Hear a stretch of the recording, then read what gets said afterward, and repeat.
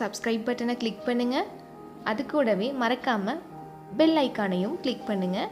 என்னோடய new videos எல்லாம் உங்களுக்கு நோட்டிஃபிகேஷனாக வந்துடும். Subscription is free only. Welcome to Keerthi's recipes. இன்றைக்கி நம்ம சப்பாத்தி நூடுல்ஸ் எப்படி பண்ணுறதுங்கிறத பார்க்கலாம். இதுக்கு என்னென்ன பொருட்கள் தேவைங்கிறது பார்க்கலாம்.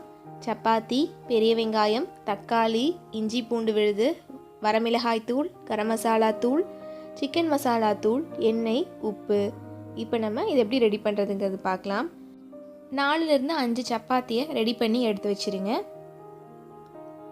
அதை பிக்சரில் காமிச்சிருக்க மாதிரி நல்லா ரோல் பண்ணி வச்சுருங்க.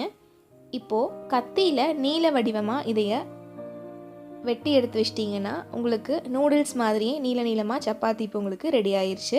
இது எப்படி பண்ணுறதுங்கிறது பார்க்கலாம். ஒரு பேனில் 4 டேபிள் ஸ்பூன் அளவுக்கு எண்ணெய் ஆட் பண்ணிக்கோங்க. அது நல்லா காஞ்சதுக்கப்புறம் பெரிய வெங்காயம், இஞ்சி பூண்டு விழுது சேர்த்துக்கோங்க. இது ஒரு 3 நிமிஷம் நல்லா வதக்கிடுங்க. தக்காளி, உப்பு சேர்த்துக்கோங்க.